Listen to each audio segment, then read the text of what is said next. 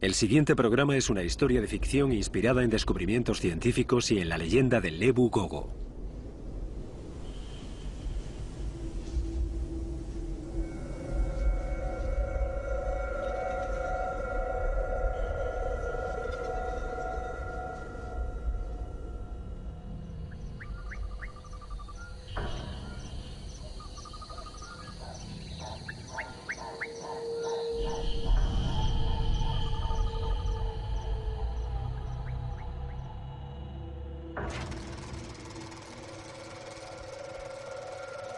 En 1977, 3 científicos se adentraron en las junglas de Flores, Indonesia, para estudiar aves.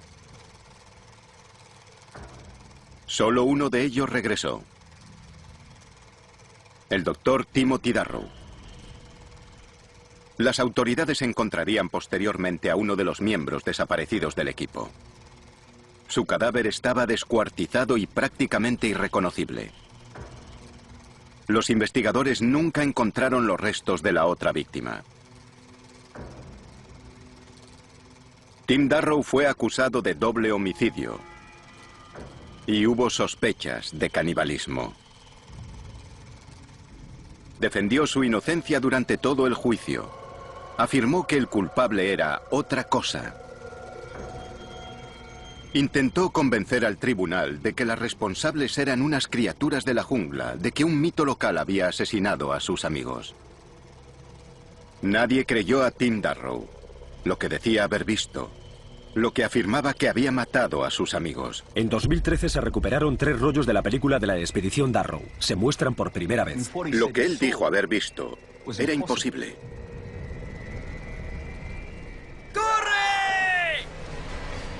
Pero yo creo que Tim Darrow decía la verdad. El caníbal en la jungla.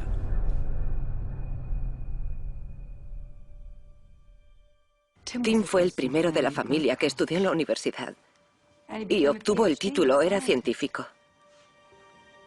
Era el mejor hermano mayor del mundo. Cuando nos enteramos de los crímenes de los que había sido acusado, no podíamos creer que hubiese podido hacerlo.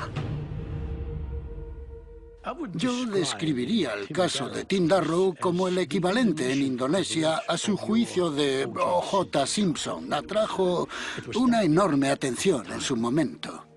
Darrow, un ornitólogo estadounidense, fue condenado por el asesinato de un compañero científico, Gary Ward, y de su guía de campo indonesio, Drajat Saputra, o Reggie, como lo llamaban. Pero no solo los mató, practicó el canibalismo.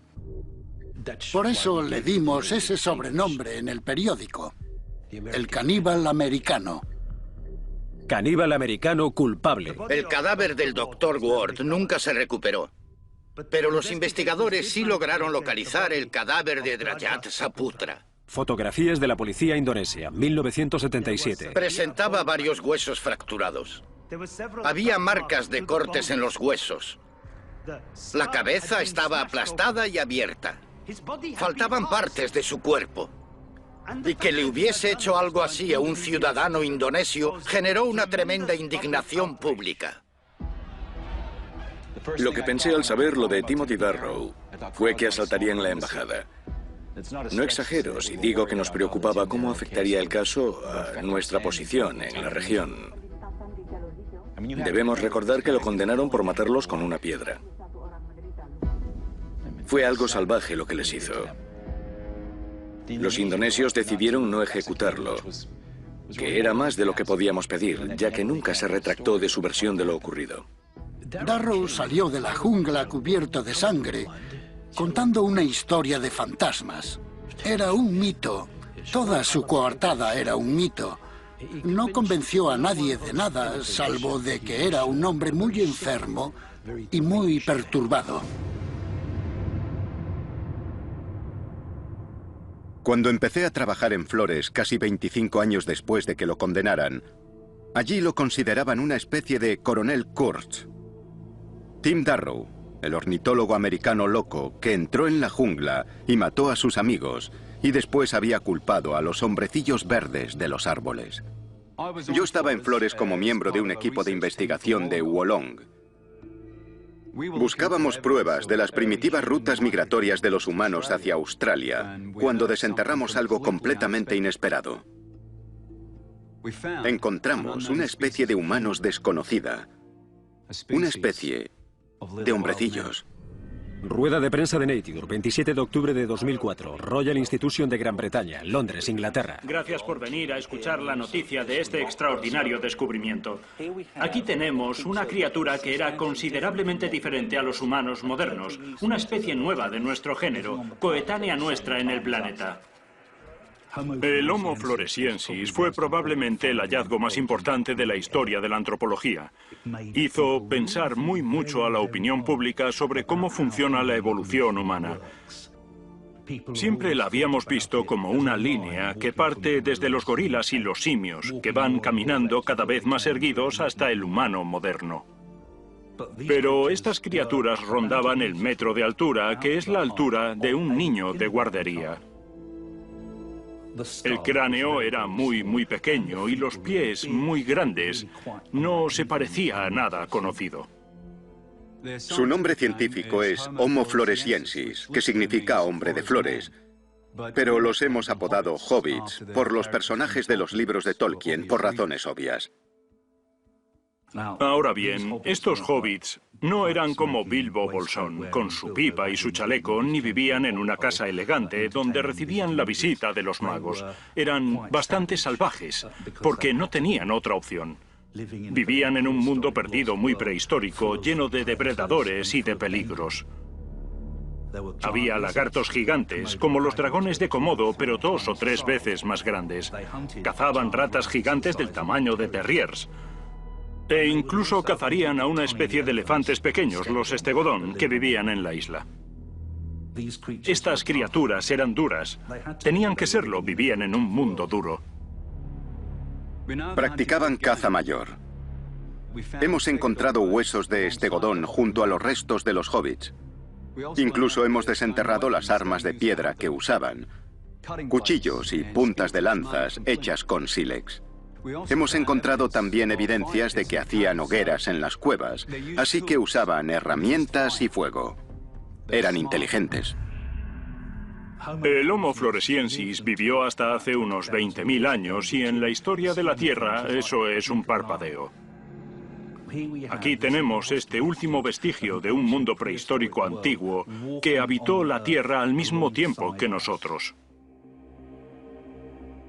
Supimos inmediatamente que los restos de los hobbits cambiarían nuestra comprensión de la historia humana.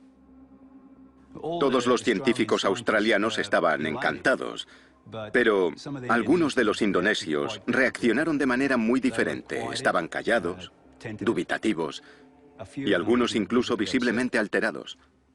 Aquella fue la primera vez que oí hablar del Ebu Gogo. El mito o leyenda del Ebu Gogo es una variación del hombre del saco que cuenta el pueblo Nage de Flores Central. Lo describen como una criatura aterradora, fea, peluda, muy fuerte, pero pequeña, físicamente pequeña. Esta historia del Ebu Gogo parecía pertenecer al mundo del folclore, hasta el descubrimiento del Homo floresiensis en octubre de 2004. En Flores hay leyendas que narran con gran detalle la existencia y comportamiento de una criatura a la que llaman Ebu Gogo, de aproximadamente 1 metro de altura y que interactuaba con los isleños actuales. Hasta que se encontró a esta criatura, todo el mundo la tachaba de un cuento para niños, pero eso se acabó. El descubrimiento en sí fue extraordinario. Físicamente parece que hay concordancia entre el Homo floresiensis y el Ebu Gogo. Ambos son bajos, caminan erguidos, son bípedos y propios de la isla de Flores. Así que tenemos una posible coincidencia.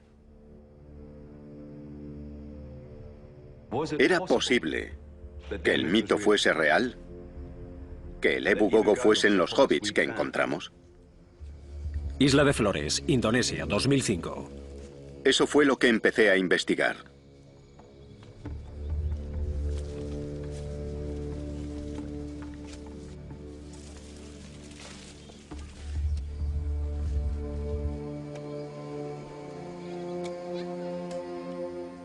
Las descripciones de los Nage eran pintorescas pero consistentes. Todas coincidían en que el Ebu Gogo era pequeño y estaba recubierto de pelo. Decían que los habían visto en los árboles, pero también en el suelo, caminando sobre dos patas que eran bípedos.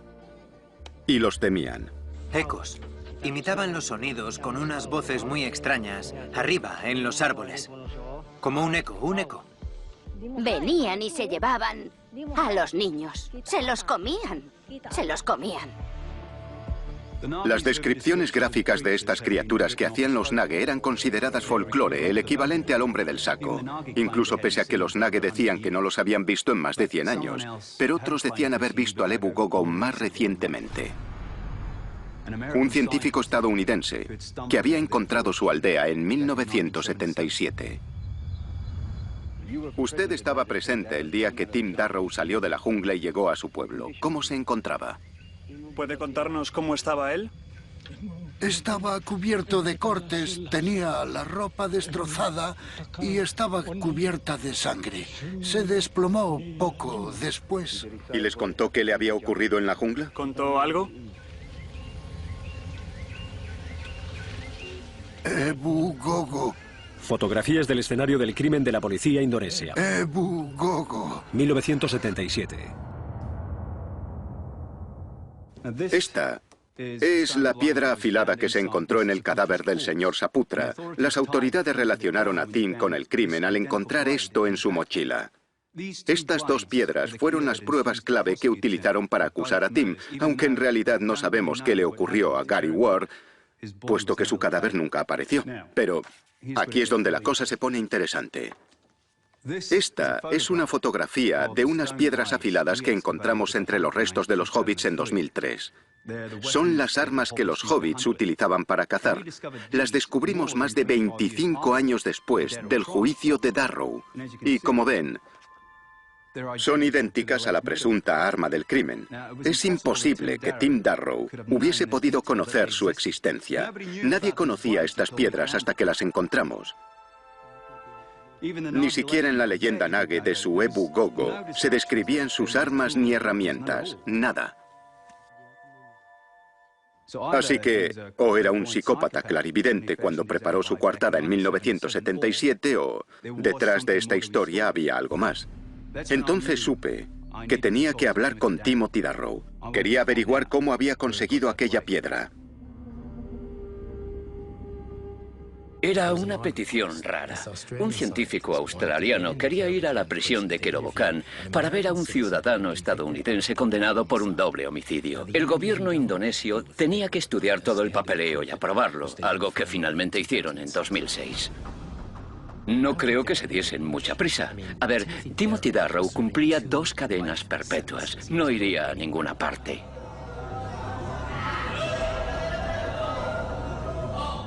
Darrow estaba encarcelado en Kerobokan.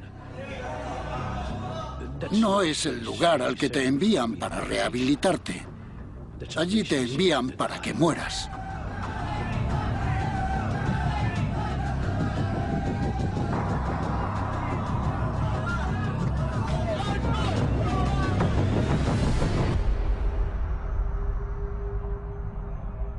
Pedí permiso para grabar aquella reunión y me lo concedieron. Pero jamás me permitieron volver a filmar a Tim. Él me contó lo que vio. Esta es la única entrevista grabada con Timothy Darrow autorizada por las autoridades indonesias. Por favor, permíteme un momento. No pasa nada. Vale.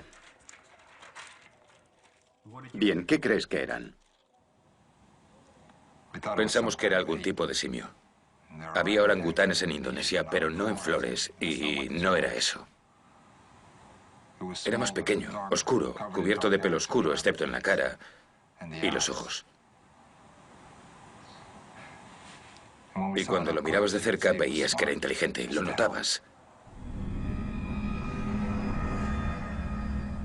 Y no tenía miedo. Venía por nosotros. Yo sabía lo que decían de él, que era un psicópata, que tenía alucinaciones y que era esquizofrénico. Pero reconozco que no esperaba encontrarme a alguien tan convincente. Y fue en aquel primer encuentro cuando Tim me dijo que llevaba una cámara para su expedición. Me dijo que los había filmado. No solo los había visto, también filmado. ¿Es posible que Tim Darrow hubiese grabado evidencias de que los hobbits habían conseguido sobrevivir hasta 1977? ¿Y si en aquella época estaban allí, seguirían viviendo allí hoy? ¿Hay otra especie de humanos que sigue viviendo allí? ¿Oculta en uno de los lugares más inaccesibles de la Tierra? Tenía que averiguarlo. ¡Aquí! ¡Espera!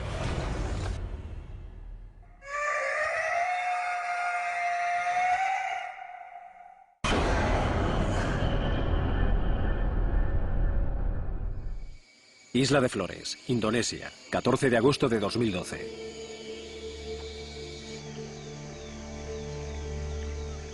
Tras entrevistar a Tim Darrow, me convencí de que había elementos verídicos en su historia. Así que en 2012, con financiación para un documental, lideré una expedición de 7 hombres al interior de Flores. Nos acercamos al perímetro exterior de la zona en la que Tim Darrow y sus compañeros realizaban su estudio en 1977. La zona en la que Tim dice que se encontró con ellos, donde vio a las criaturas.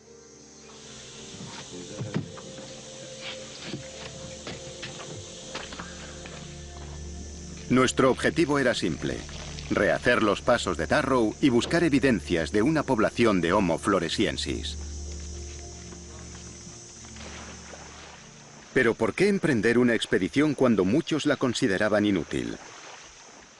Porque siguen apareciendo mamíferos que creíamos extintos. El saola, por ejemplo.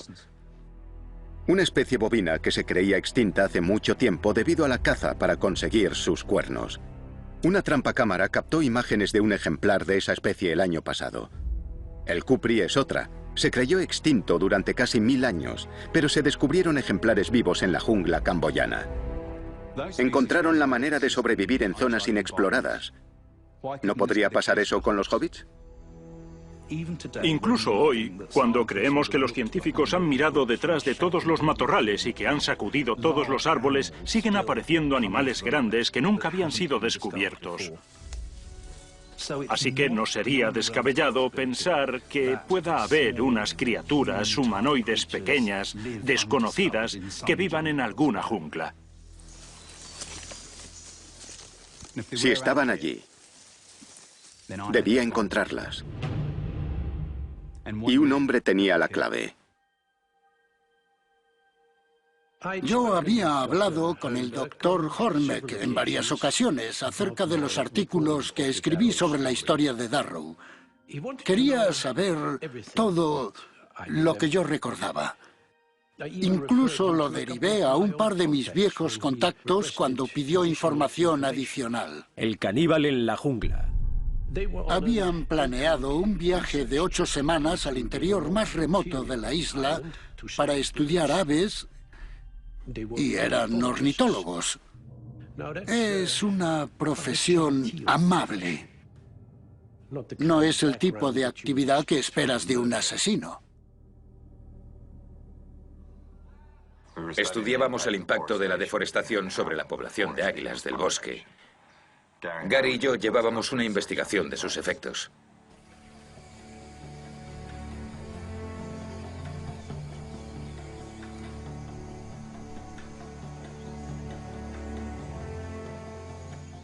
Era complicado llegar hasta la zona de estudio. Estaba allí, pero, amigo, era preciosa. Reggie era nuestro ayudante, pero se había convertido en un compañero y amigo.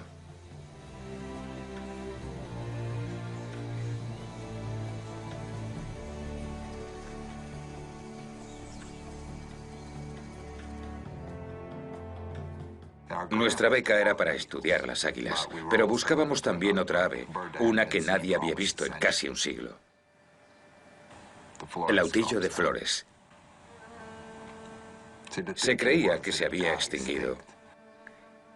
Pero Reggie nos juró que lo había visto en otra expedición. Así que esperábamos encontrarlo. Grabar su llamada o incluso filmarlo.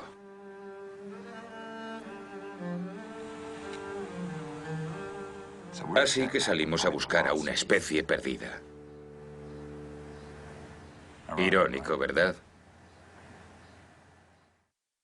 Tim se interesaba por las aves desde niño.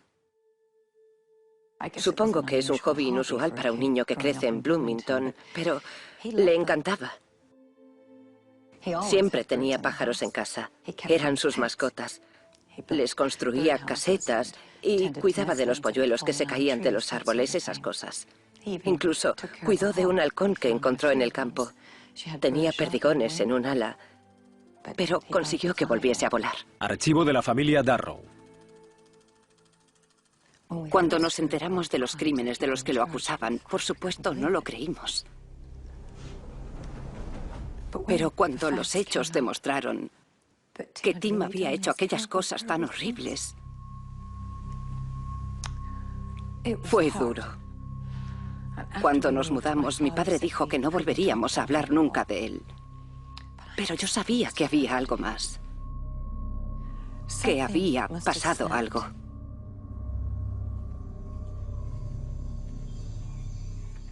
Yo fui el primero en verla. Espera.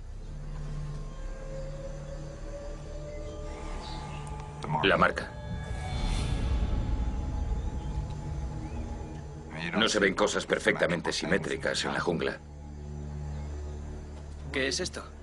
Dudamos de si lo habían hecho seres humanos. Nos preocupaban los cazadores de cabezas, porque habían estado allí hasta apenas una generación antes. Pero la altura no parecía correcta, estaba muy cerca del suelo.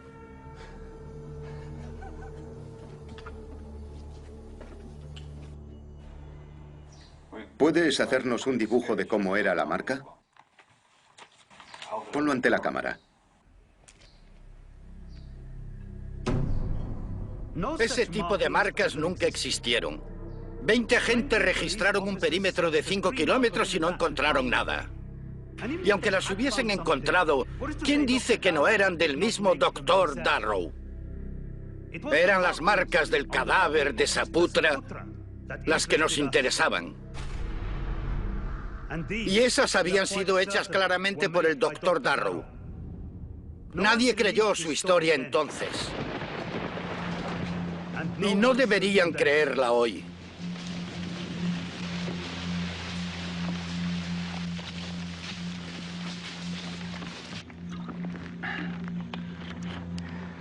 Seguir el mapa que Tim nos ha dado está resultando ser más difícil de lo que imaginaba. Tenemos que caminar 30 kilómetros hacia el interior y el paisaje ha cambiado mucho con respecto a 1977.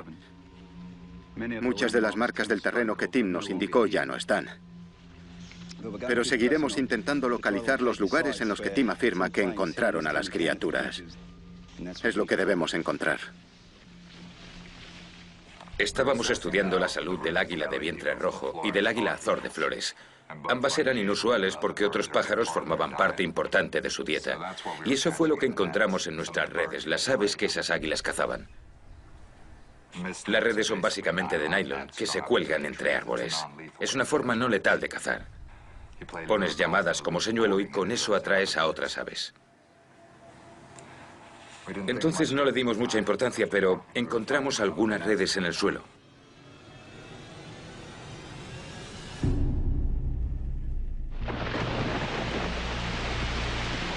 Ah, este es el río que Tim nos dijo.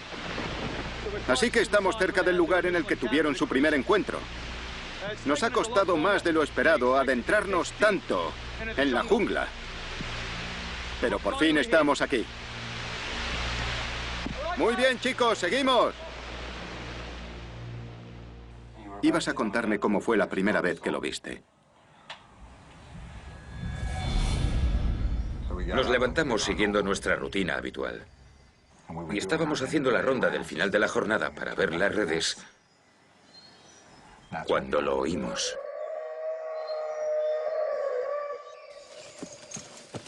¿Has oído eso? Sí. Vamos a buscarlo.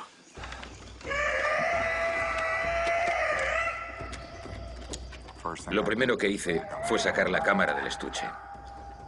Y después corrí hacia el sonido.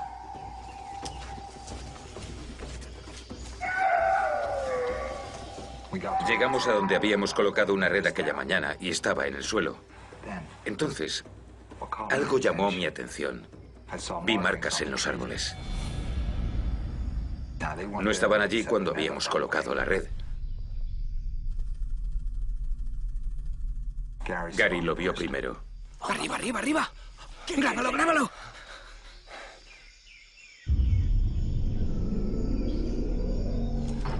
¿Qué es? ¿Qué? ¿No lo has visto? Dime que lo has grabado. Creo que sí. Estaba muy lejos, pero creo que sí. Dios, Reg, ¿cómo es que no lo has visto? Era un simio. Era un puñetero simio. Recuerdo que pensé que era demasiado bueno para ser verdad. Por supuesto, la cámara se había perdido. Me dijo que la había perdido en la jungla antes de salir, y confieso que en aquel momento pensé que, si tenía alucinaciones, aquello era muy convincente. Él podría mantener que allí había algo que demostraría que decía la verdad porque nunca se encontraría. Tim estaba convencido de que su cámara había desaparecido, pero las grabaciones de audio, las que decía que tenían de la llamada de la criatura, tenían que haber sobrevivido. Me dijo que su grabadora debió de pasar por las manos de las autoridades en algún momento. Estaba en la misma mochila que el sílex que presentaron en el juicio, así que me puse a investigar. El doctor Hornbeck me dijo lo que buscaba y yo le respondí que no recordaba los objetos que se recuperaron en su momento. Todos los objetos que recuperaron en la jungla y que no fueron pruebas en el caso, nos los devolvieron después del juicio. Llevamos a cabo una inspección superficial, los embalamos y los devolvimos a su Universidad de Illinois. ¡Aquí! ¡Vamos, venid aquí! ¡No te pares! ¡Cuidado! Espera. Más marcas. Son las marcas de Darrow. Vale, pondremos una trampa. Si vuelven a esta zona puede que capturemos algo. ¡Rápido!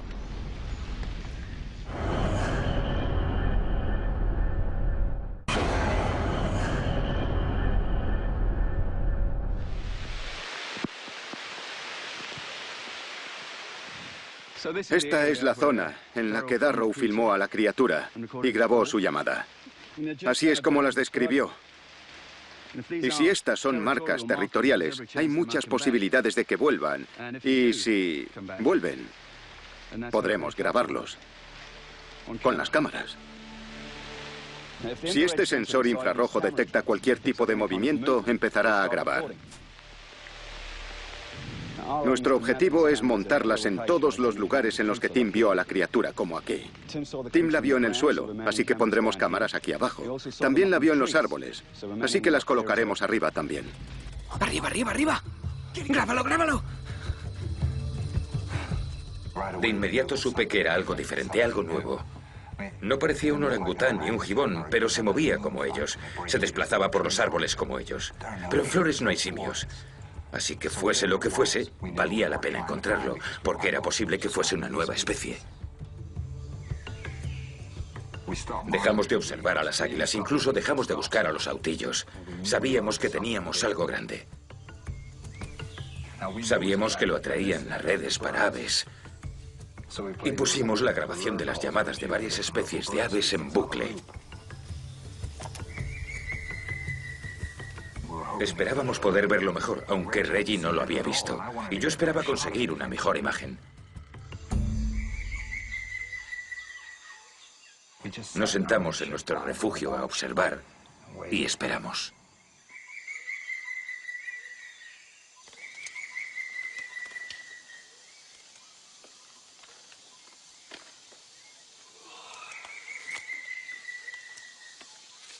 Esperaríamos cuanto hiciese falta.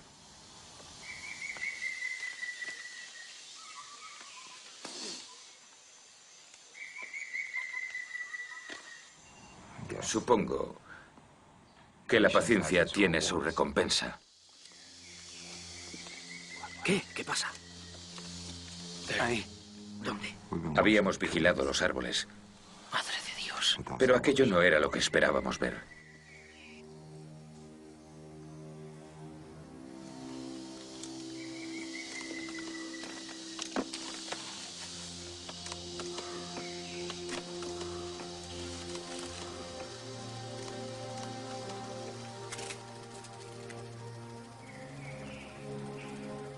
Lo vimos, y él nos vio a nosotros, nos miraba a los ojos. Y recuerdo que se volvió justo antes de desaparecer. Se volvió y nos miró una vez más. Y desapareció de nuevo en el bosque.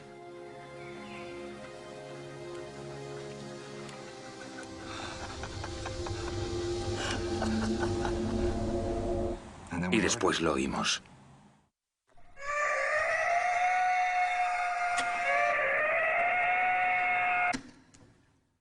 Encontramos la grabadora Nagra.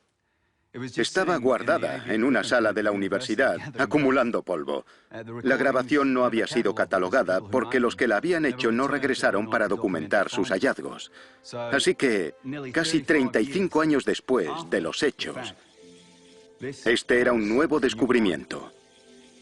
Ahora, escuchen esto. ¡Arriba, arriba, arriba! ¡Grábalo, grábalo! ¿Dónde está? ¿Dónde está?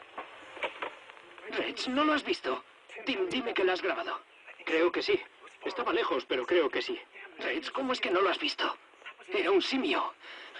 Era un puñetero simio. Las llamadas grabadas se compartieron con media docena de los primatólogos más importantes del mundo. Y todos coincidieron en que era un primate. Pero ninguno sabía cuál. Así que allí había algo desconocido, al menos en 1977. Y yo pensé que podríamos usar esta llamada para averiguar si sigue allí hoy en día.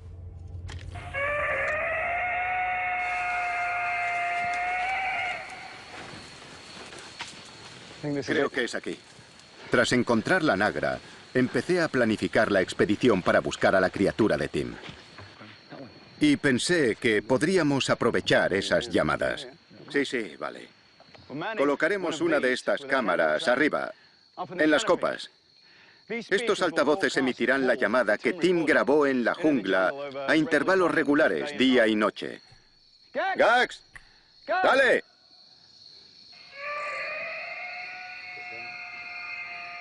Este es el cebo. Confiamos en que atraiga a alguno. ¡Gax!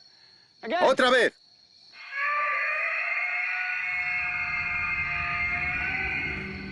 Reggie tampoco sabía lo que era, pero creo que ya estaba pensando en el mito. En el Ebu Gogo y en todas sus historias. Estaba asustado. Le pregunté si se encontraba bien y me dijo que le preocupaba cómo nos había mirado, porque no parecía asustado. Le dije que solo era curiosidad. Éramos tan nuevos para él como él para nosotros. Le dije que debería estar entusiasmado, que habíamos encontrado una especie nueva y nos haríamos famosos. Y él sonrió. ¡Arriba, arriba, arriba! ¿Dónde? ¡Arriba! Vamos, rápido, arriba. Ahí arriba. Hemos encontrado una de sus viejas plataformas de observación. Esta es una de las plataformas que Tim Darrow y sus compañeros construyeron hace 3 décadas. Las usaban para observar a las águilas ahí arriba. Subiremos a echar un vistazo.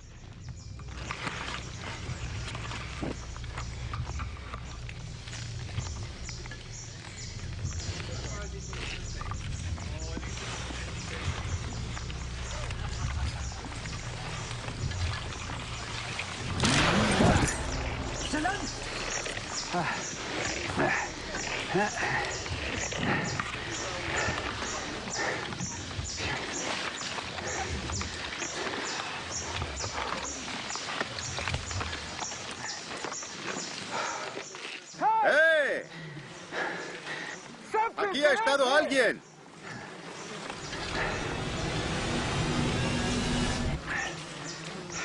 Esto es un hueso de una pata. Parece que es de cerdo salvaje. Pero evidentemente no es un animal arbóreo. O sea que podría ser la presa de un águila. O que alguien lo haya subido allí arriba. ¿Y cuándo fue la siguiente vez que lo visteis?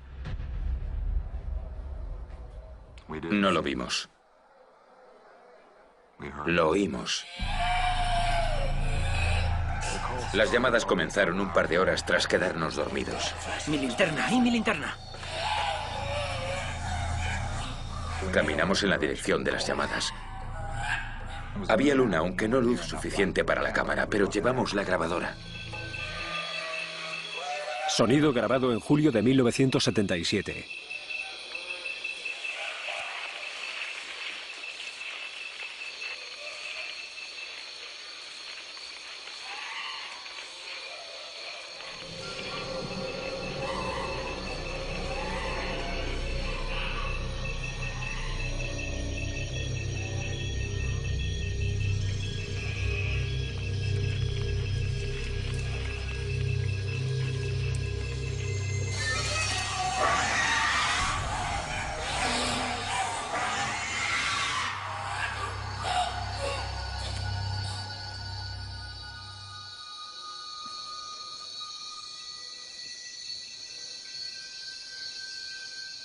¿Por qué se han callado?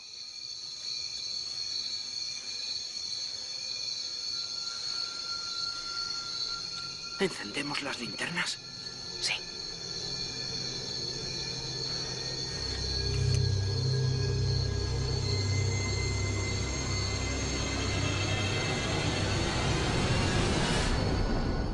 Los chimpancés matan con fuerza bruta, despedazan a sus presas, pero eso no fue lo que encontramos.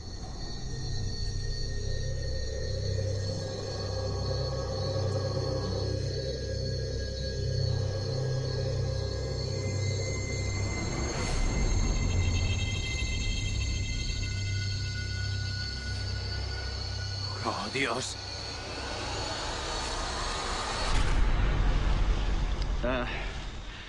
Aquí es donde Tim vio a la criatura en los árboles, por primera vez.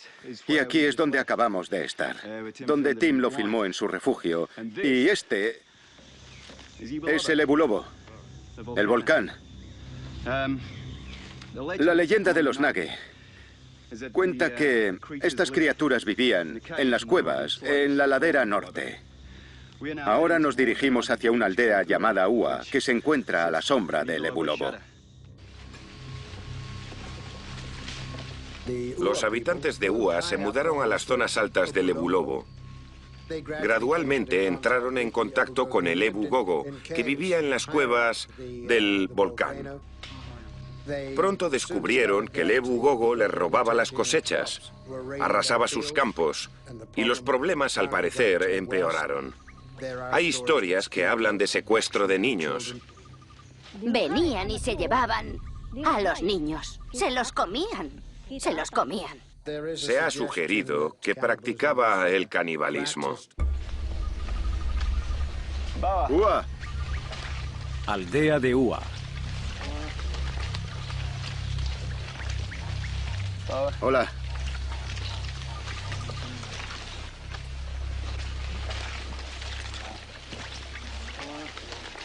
Joel, hazle una foto a esto.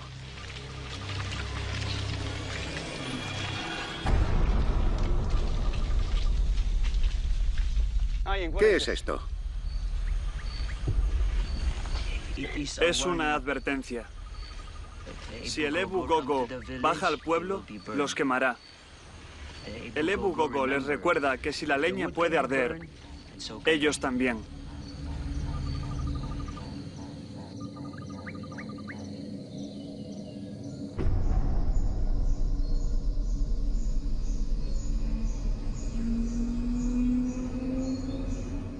Con el alba, cuando íbamos a recogerlo todo, Reggie las vio.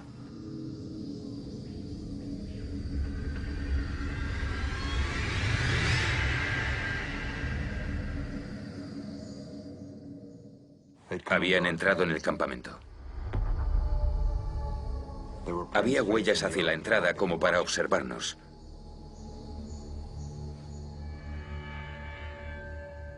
Nos habían observado todo el tiempo. Entonces Reggie dijo: Ebu Gogo. Nos están siguiendo.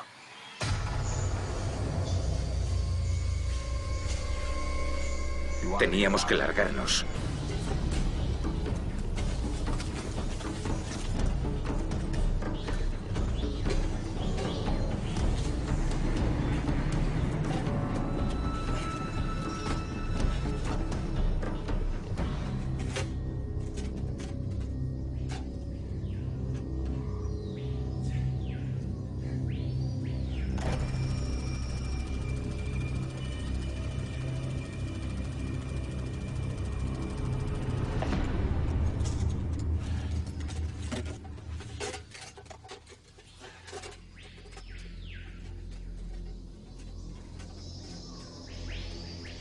Como ya he comentado, existe la idea de que el Ebu Gogo es una amenaza para los niños, así que se tomó la decisión de intentar matarlos a todos, de eliminarlos.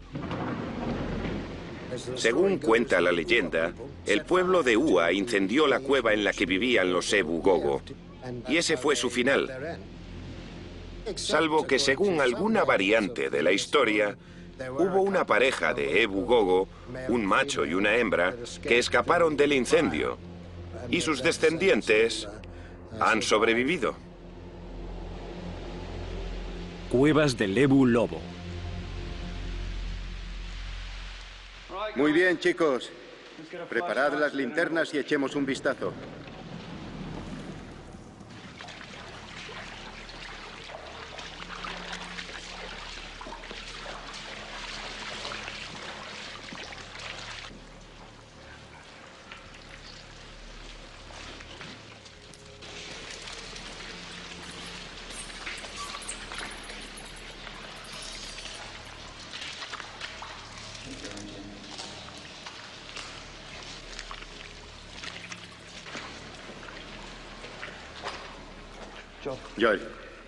Joel, ven aquí, mira esto.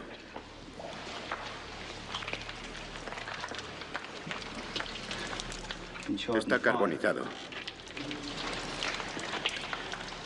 Parece el hueso pélvico de un cuadrúpedo pequeño, puede que un cerdo. Y lo han cortado aquí. Son marcas. Esto fue su comida.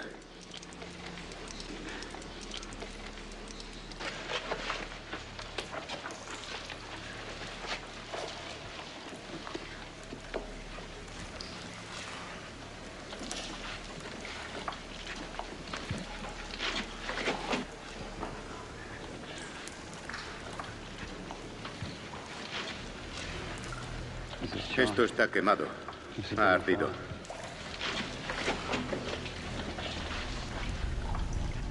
Más huesos. Joel. Joel.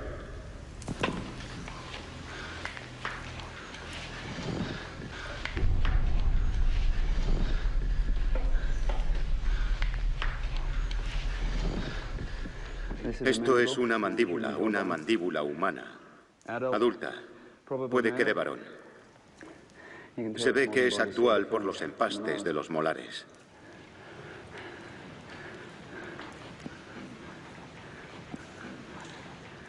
Odio especular, pero puede que hayamos encontrado los restos de Gary Ward.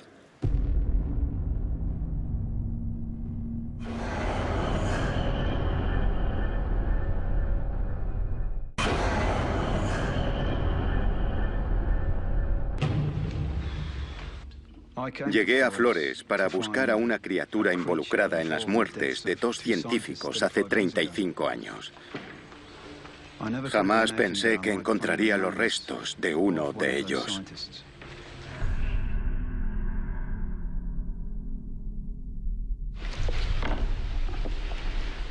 Hemos improvisado un embalaje con la caja de la pistola y con otras cosas. Y nos llevaremos los huesos a Yakarta para su análisis. Hemos encontrado más restos de animales, pero no más huesos humanos. Creo que ya hemos encontrado el hueso más importante de esta cueva.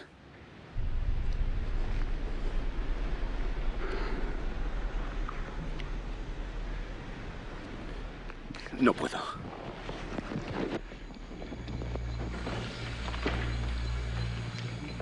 He decidido abandonar Flores lo antes posible.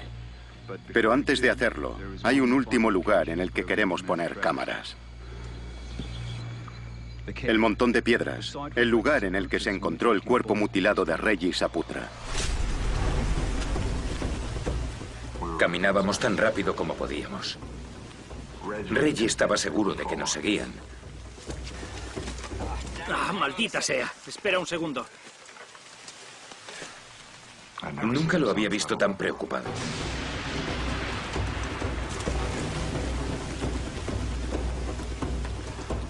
Él era de Flores. Conocía la jungla mejor que nadie.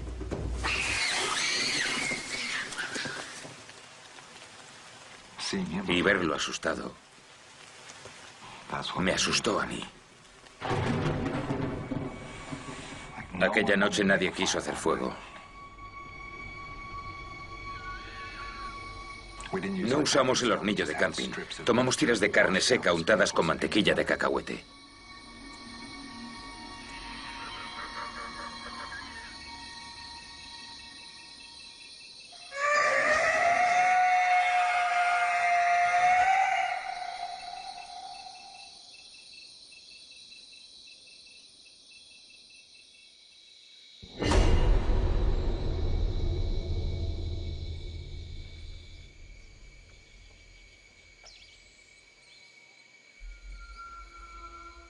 Aquí es donde apareció el cadáver de Reggie Saputra y, al estar aquí, siento que esto ya no es un punto más en el mapa. Especialmente ahora que llevamos los presuntos restos de Gary Ward encima. Mis guías me han dicho que para los Nage este lugar está manchado de sangre. Colocaron aquí estas calaveras para ahuyentar al mal. Sobre este lugar se cierne un aura muy evidente. La notas. Sientes que aquí se ha cometido una atrocidad.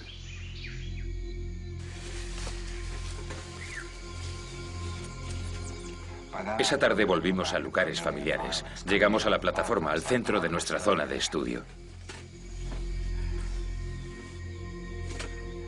Recuerdo que sentí una sensación de alivio al volver a nuestro territorio, al ver un lugar familiar.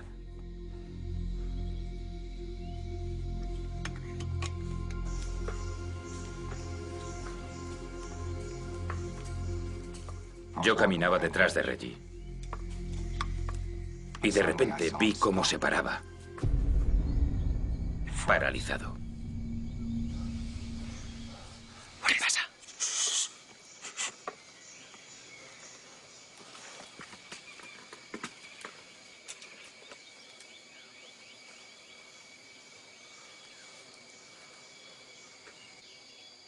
Entonces entendí por qué se había parado.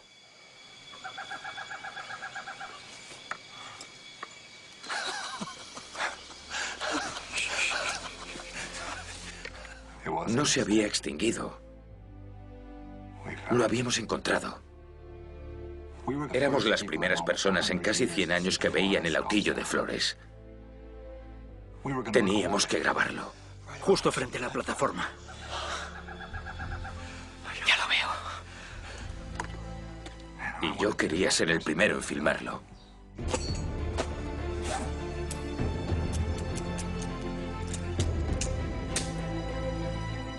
¿Listo? Nunca había trepado tan rápido a un árbol.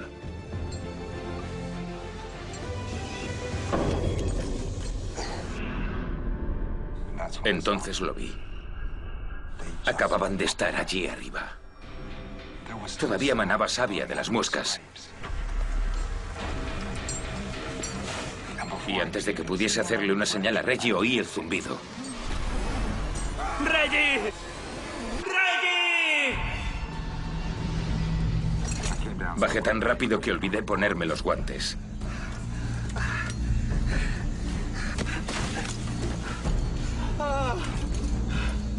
No sabía lo que había pasado. Creí que había sido algún fallo del material o algo así. Tal vez la cuerda se había roto.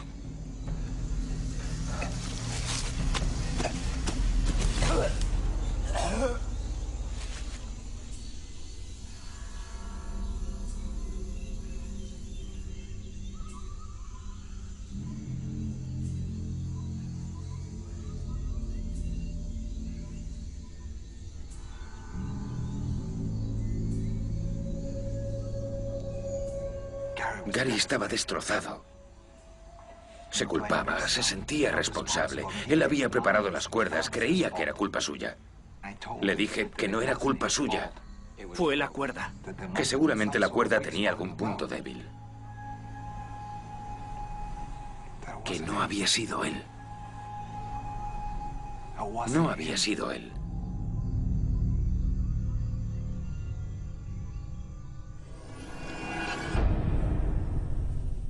La cuerda que encontramos en el lugar del crimen había sido cortada, y el señor Darrow la cortó, tal y como cortó el cadáver del señor Saputra tras su caída, antes de descuartizarlo. La historia de los cortes en las manos, del fallo del material, del Ebu Gogo y todo eso fue un intento de engañar a los investigadores y a sí mismo. La evaluación psiquiátrica realizada en su momento determinó que su historia era una tentativa de evitar la asunción de culpa. Pero, ¿cómo podía haber cortado la cuerda si Gary Ward lo estaba observando? Los investigadores creen que el Dr. Darrow mató primero al Dr. Ward antes de cortar la cuerda del señor Saputra.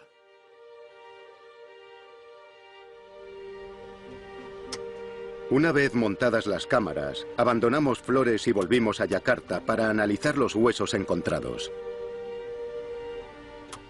No conseguimos ADN de la mandíbula. Estaba demasiado calcinada por el fuego para poder extraer ADN, pero las autoridades lograron identificar a quién pertenecía con una investigación policial más clásica: el historial dental. No encontramos los restos de Gary Ward. Era otra persona. Era el ingeniero de montes indonesio de una maderera desaparecido en los 60. Se llamaba Karim Nazalagaba y estaba haciendo el mapa topográfico de una zona de tala a más de 3 kilómetros de la cueva donde lo encontramos. La policía tomó posesión de la mandíbula, pero no sé si reabrieron oficialmente el caso. Pero si lo hicieron, puede que estemos buscando lo mismo. Porque parece que ahí fuera había un caníbal, mucho antes de que Tim Darrow pisase Flores. Sorprendentemente más relevantes todavía para nuestra expedición fueron los restos animales que trajimos. Los análisis revelaron que las marcas encontradas en los huesos habían sido causadas por un filo pequeño. El microscopio electrónico detectó pequeños fragmentos de sílex en las muescas. Los cortes habían sido hechos con piedras afiladas, similares a las armas Hobbit que desenterramos en la excavación de 2003. A pesar de la carbonización, logramos extraer ADN, que reveló que se trataba de animales contemporáneos. Eran presas recientes. Sigue habiendo algo en Flores que caza con un arma similar a las utilizadas para condenar a Tim Darrow en 1977. Incluso tras presentar las pruebas en su juicio, como las piedras afiladas o la cuerda cortada, él mantuvo su historia. Y esa historia era tan fantástica que las pruebas daban igual. Era ciudadano de los Estados Unidos, así que me enviaron para asesorarle durante el proceso. El psiquiatra del tribunal descubrió que tenía tendencias esquizofrénicas y que creía su propia historia. Yo estaba de acuerdo con el tribunal e ignoré por completo lo que él tenía que decir. No me di cuenta hasta mucho después de lo que realmente había pasado. Ahora sé que lo hicieron ellos. ¡Reggie! Sé que cortaron la cuerda. Tras el análisis de los huesos, estaba más convencido de que otra persona u otro ser que no era Tim Darrow había cometido los asesinatos. Así que antes de volver a Flores para examinar las cámaras, concerté una cita con Apurna Pergiti. Apurna había desempeñado un papel muy importante en la investigación Darrow en el 77. Ya estaba jubilado, pero accedió a ayudarme a reconstruir los pasos de Darrow. Estaba muy orgulloso del papel que había desempeñado en algo que fue una historia internacional. Incluso se convirtió en asesor de la expedición. Nos guió a la jungla un día para encontrar más pruebas para nuestra expedición. Dice que aquí es donde encontraron el cadáver de Reggie Saputra. Yo quería repasar los recuerdos de la investigación de Apurna una última vez, para ver si alguno de los detalles que recordaba podía ayudarme a preparar lo que se estaba convirtiendo en un alegato para exonerar a Tim Darrow.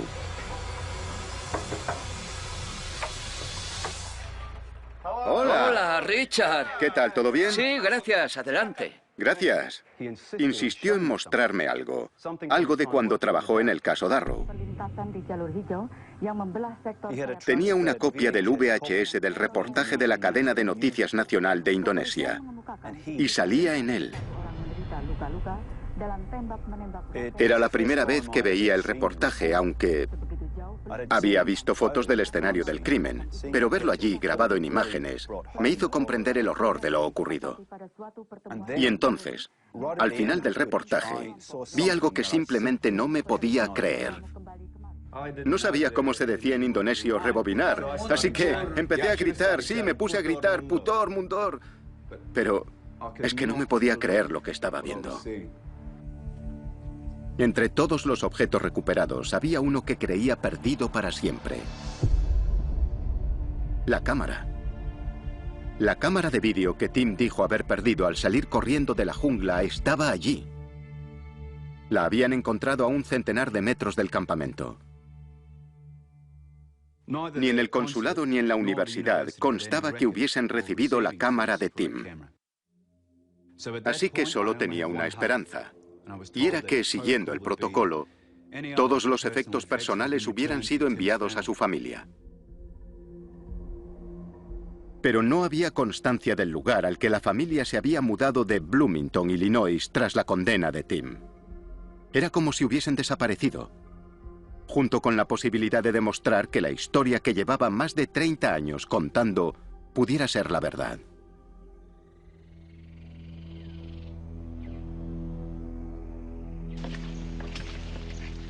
Chicos, regresamos por fin a Flores en septiembre de 2012 para ver qué habían grabado las cámaras.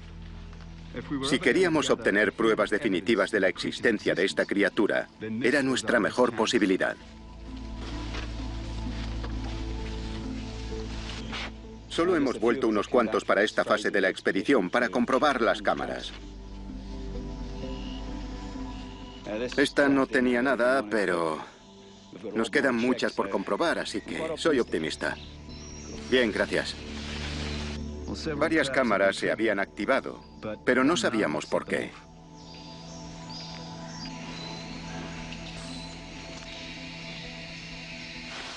Tenemos más cámaras que revisar en los próximos días, así que tal vez encontremos algo.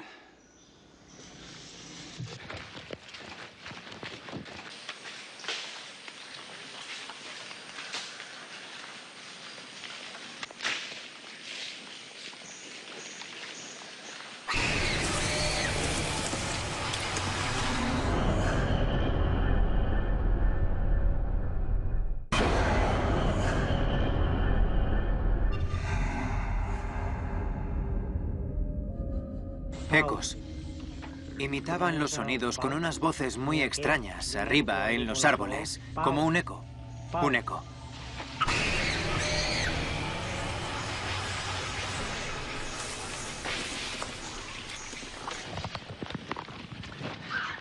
No, eso es un macaco. Ese ruido de los árboles lo han hecho los macacos. Habría algo que no les gustaba. Una pitón, un águila, tal vez. Sí, probablemente solo ha sido una llamada de alarma. Vale, venga.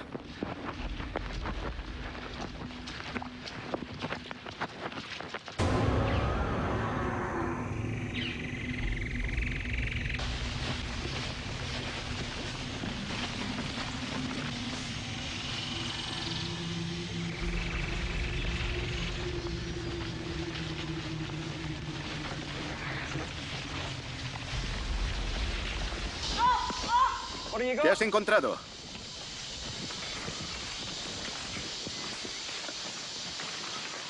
¿Ahí? Tenemos que subir ahí arriba. Mirad. No hay cuerda.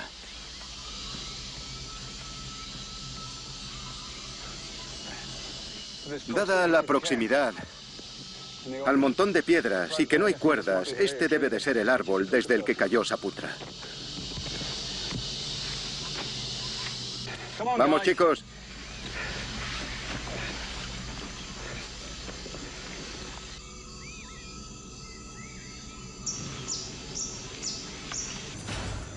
Tim Darrow no hizo esto. Estas son frescas. Vale, hemos encontrado marcas recientes en la plataforma. Y sean de quien sean, acaba de estar aquí. Lo sabemos. Por la savia. ¿La veis? Así que hemos colocado una cámara ahí arriba, con la esperanza de que vuelva. No perderemos de vista este lugar. Y volveremos tras revisar las otras cámaras. Encontrar estas marcas a mí me ha confirmado que las criaturas que estoy buscando siguen aquí. Las criaturas descritas por Darrow, y están cerca. Así que estamos entusiasmados, pero también un tanto inquietos porque ahora sabemos de qué son capaces.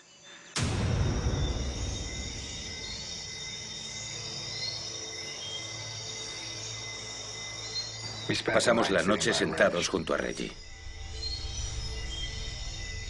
En parte por el shock y en parte por los dragones.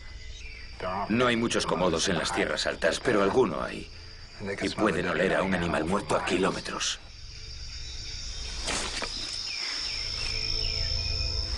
Así que pasamos la noche junto a él.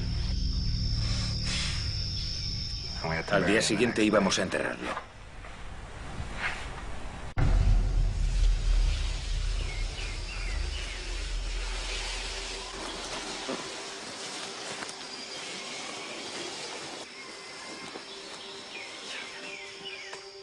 Teníamos que enterrar a Reggie. Tardamos un par de horas en llevarlo hasta el río. Había piedras y el terreno era blando. No teníamos herramientas para cavar profundo. Así que se nos ocurrió enterrarlo cerca del río y colocarle piedras encima. Hacer un montoncito para protegerlo.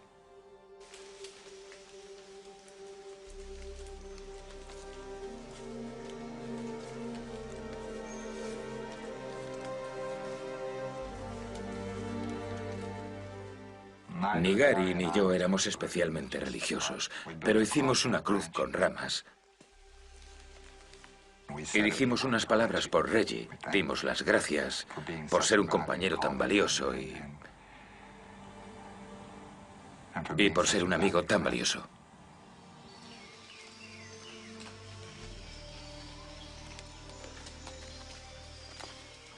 Yo tenía la cámara.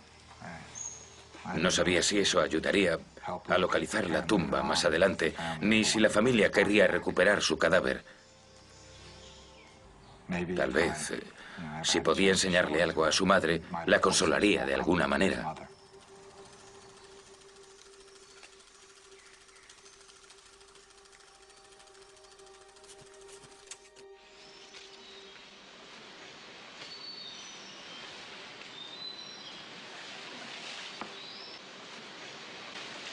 Desde que hemos vuelto, estamos todos muy callados.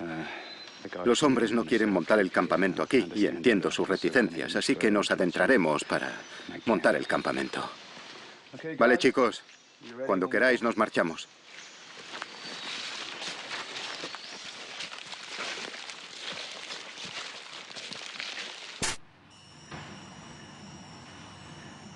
Hemos acampado para pasar la noche. La gente se pone muy nerviosa cada vez que escucha un ruido, yo incluido.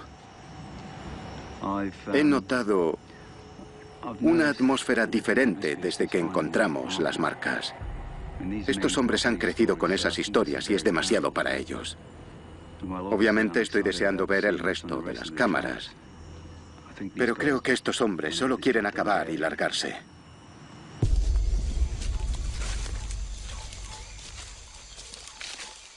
Echamos a andar para volver al campamento de la noche anterior. Era como si caminásemos sonámbulos. Seguíamos en estado de shock por todo aquello.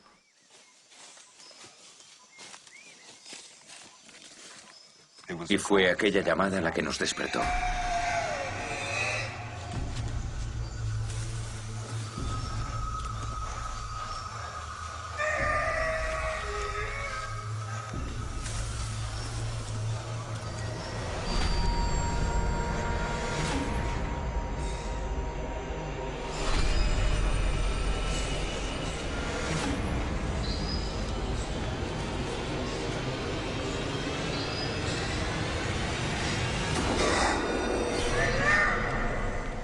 Lo vimos marcharse por el sendero de atrás.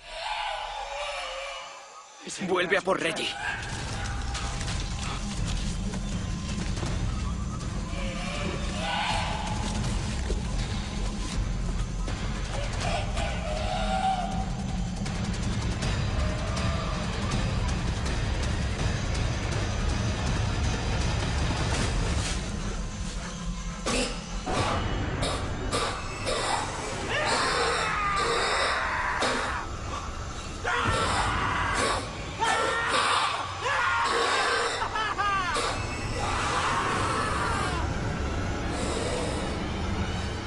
¡Gary!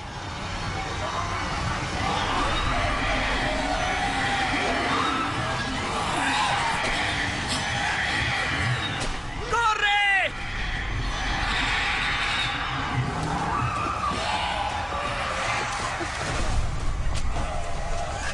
¡Maldita sea! ¡No encuentro la cámara! ¡Vamos! Nos cortan el paso. ¡Por aquí! ¡Vamos!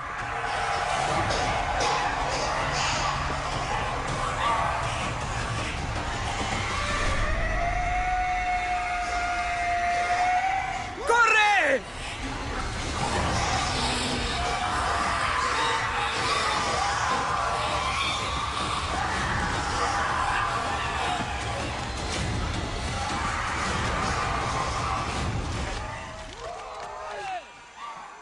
¡Gary! ¡Gary!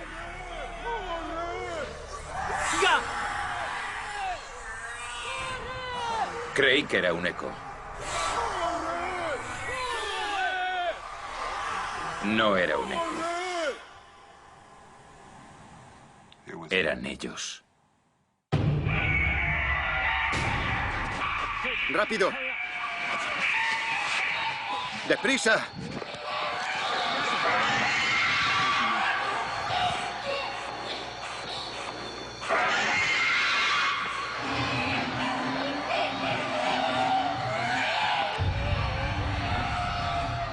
¿Veis eso? ¿Veis eso? No, no, no, no os acerquéis a los árboles. ¡No!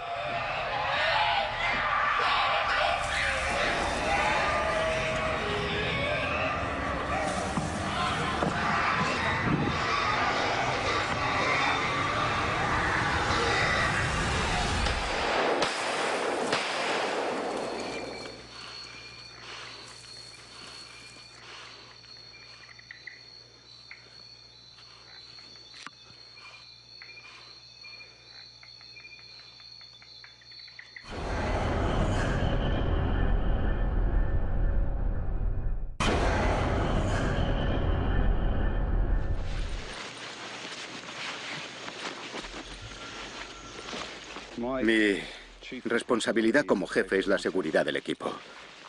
Y para ser sinceros, yo tampoco tengo ganas de quedarme. Volvemos a casa. Vámonos, ¿eh?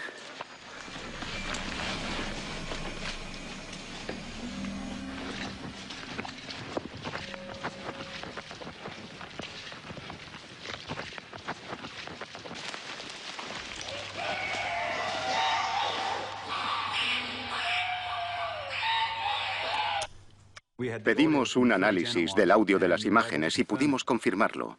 Las llamadas que grabamos eran idénticas a las que Tim Darrow y su equipo habían grabado en esta Nagra en 1977. Eran de las mismas criaturas. Era increíblemente emocionante.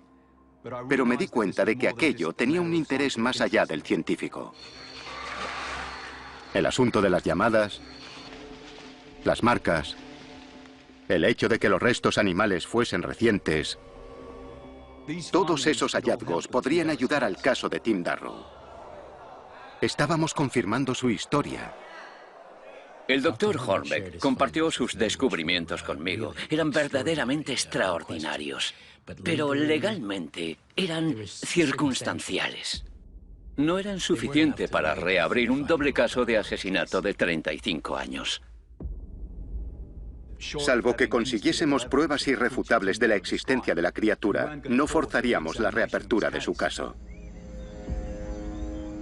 Teníamos que encontrarlas. Necesitábamos pruebas de que los hobbits seguían allí. 3 meses después lideré otra expedición al interior de Flores. Tomamos muchas más precauciones, íbamos mejor armados y teníamos muchas más expectativas de encontrar algo.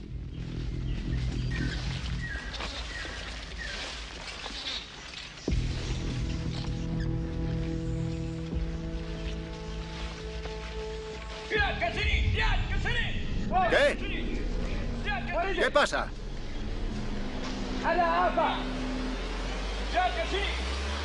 ¿Qué está diciendo?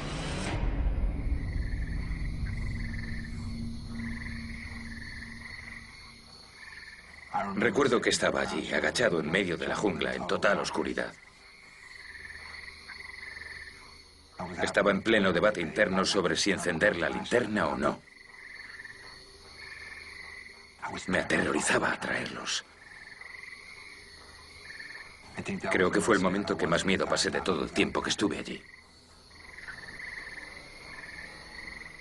Finalmente la encendí.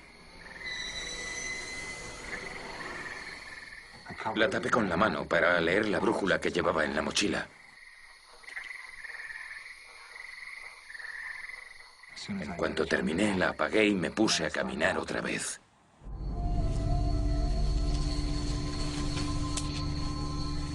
Y seguí caminando. Y caminando. Hasta que ya no pude caminar más.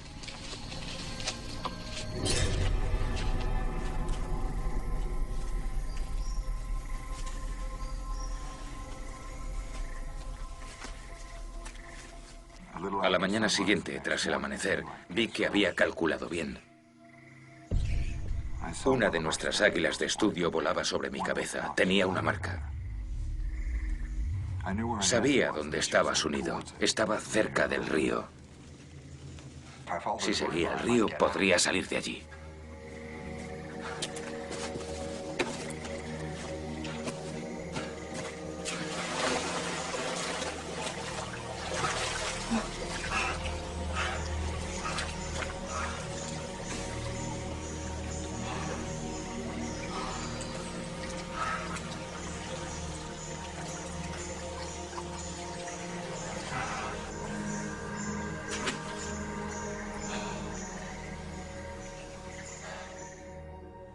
Seguí una especie de canal lejos de la orilla y de los árboles. Corre.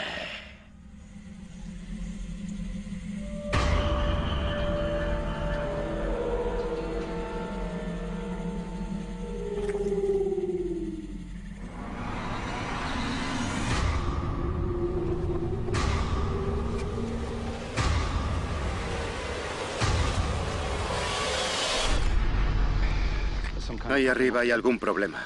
No estoy seguro porque no les entiendo, así que subiré a ver.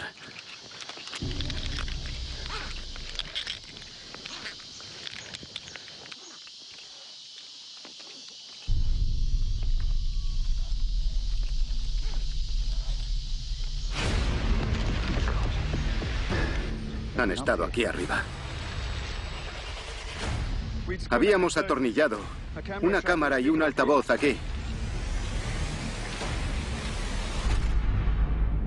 Ya no están.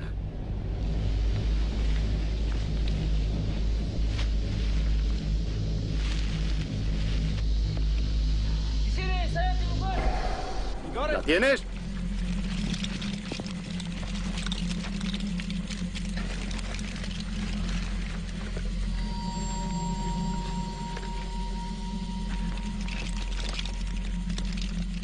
Vamos, chicos.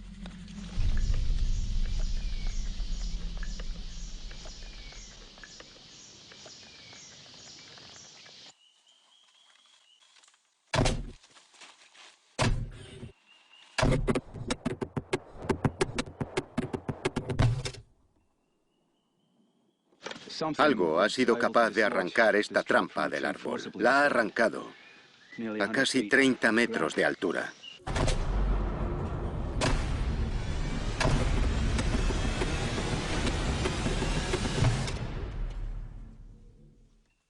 Demostramos que allí había algo, pero no habíamos demostrado qué. Lo que teníamos era muy sugerente, pero no concluyente. Y no habíamos encontrado nada que pudiese ayudar a Tim.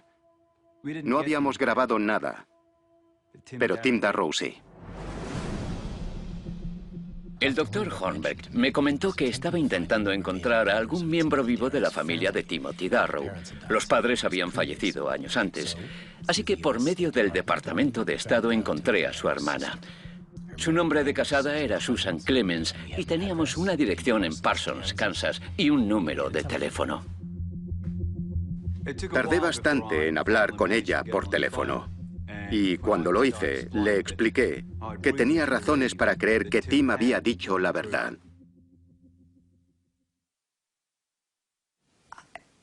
No podía procesar todo aquello. Él había visto a mi hermano y mi padre no nos dejaba ni pronunciar su nombre. Era como si hubiese muerto. Me contó que había visitado a Tim en la cárcel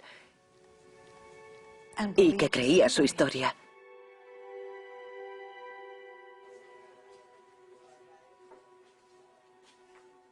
Nosotros no podíamos ni pronunciar su nombre. Como era de esperar, se emocionó mucho. Pero en cuanto le expliqué lo que había descubierto, pude preguntarle lo que quería. Si le habían devuelto los objetos personales de Tim a ella o a la familia. Un par de años después del juicio llegó una caja grande. Mi padre no quiso abrirla. La sacó a la calle para que se la llevasen con la basura. Pero yo salí tras él y volví a meter la caja en casa. Porque era mi hermano. Y a pesar de todo, no podía permitir que lo último que nos quedaba de él acabase en la basura. Las posibilidades de que la cámara hubiese sido devuelta eran pocas. Las posibilidades de que la película no se hubiese degradado eran pocas. Y las posibilidades de que hubiese algo grabado eran pocas. Esas posibilidades se interponían ante la reivindicación de Tim Darrow. Pero ella tenía la cámara.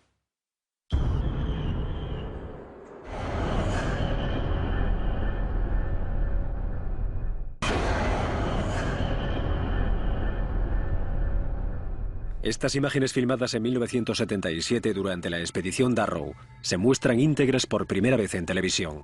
Pueden herir la sensibilidad del espectador.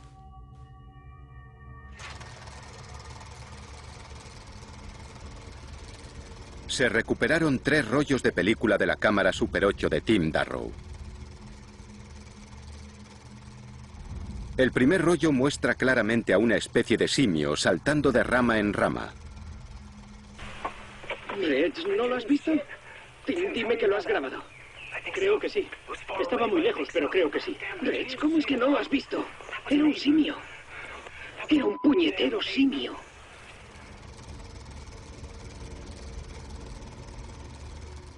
El segundo rollo estaba grabado desde el parapeto en el que se refugiaron para atraerlo. Y en él, claramente, vemos a una criatura que caminaba sobre dos patas. Ahí abajo.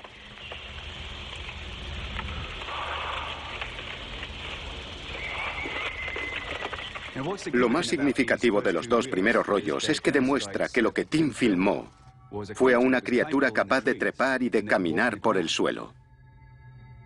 Algo que pueden hacer los hobbits analizando sus restos. Y tal y como se narra en las leyendas de los Nage.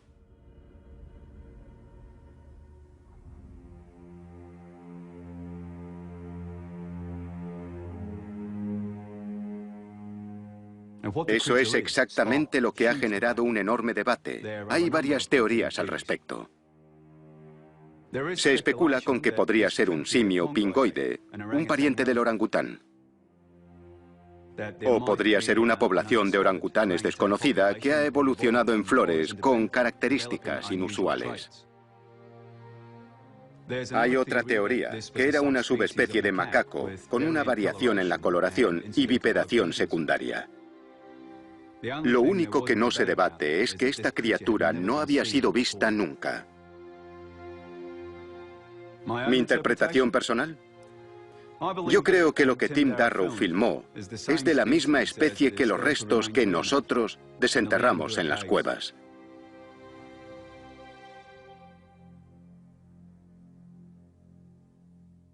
Lo que había en el tercer rollo también encajaba con lo que los Nage decían de ellos. Y era muy difícil de ver. Confirmaba el horror que Tim Darrow y sus amigos vivieron. Y tenía enormes ramificaciones para el caso de Tim.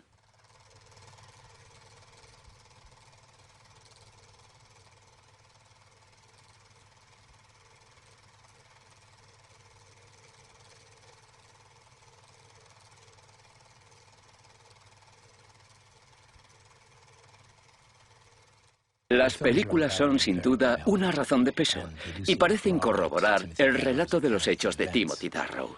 Así que, basándonos en ellas, solicitamos su visionado ante un tribunal de los Estados Unidos y presentamos una solicitud formal ante el gobierno indonesio para extraditar a Timothy Darrow. Cuando conocí a Tim en el hospital, mi propósito era aconsejarlo. Y después de ver las imágenes, me arrepiento enormemente. Porque la verdad es que le habría aconsejado de otra forma si hubiese pensado que estaba diciendo la verdad. Pero como los demás, no le creí. Yo era la persona que debía escucharle e intentar ayudarle. Y no lo hice. No me imaginaba cosas. No oía cosas. Era uno de ellos.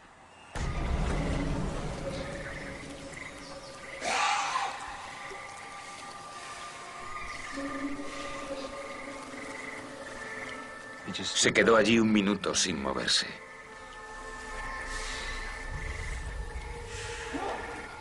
Vi cómo me observaba.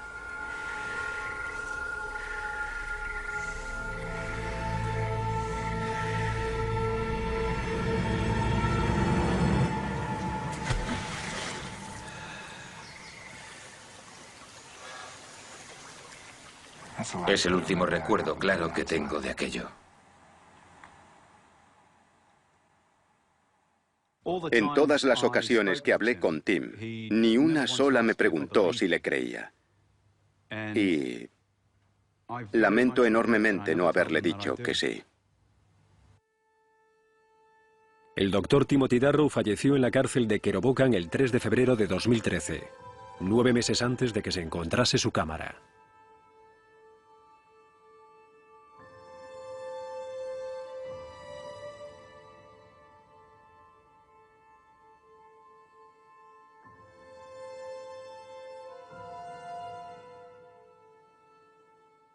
El doctor Hornbeck me devolvió a mi hermano. Y por eso le estoy muy agradecida. Ahora tengo una de sus casitas para pájaros y la veo desde la ventana. Y me encanta ver cómo anidan los pájaros. Creo que a Tim le haría muy feliz saber que se sigue usando.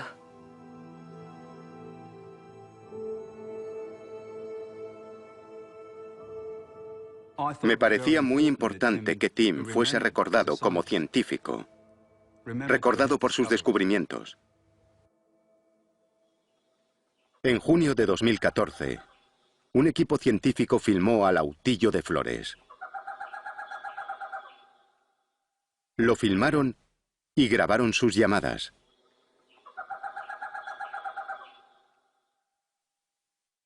No se había extinguido. Lo encontraron. Esta es la última grabación que Tim Darrow, Drayat Saputra y Gary Ward grabaron con su Nagra.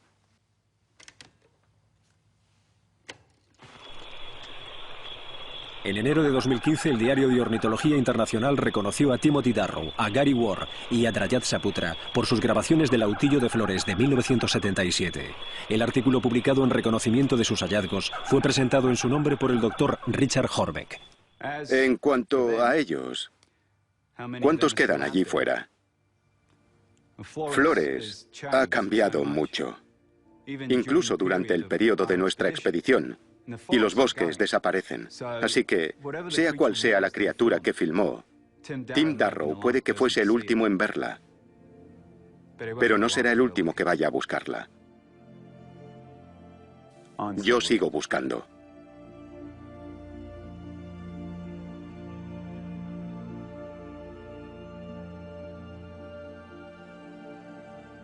Este programa es una historia de ficción inspirada en los descubrimientos científicos y en la leyenda del Ebu Gogo.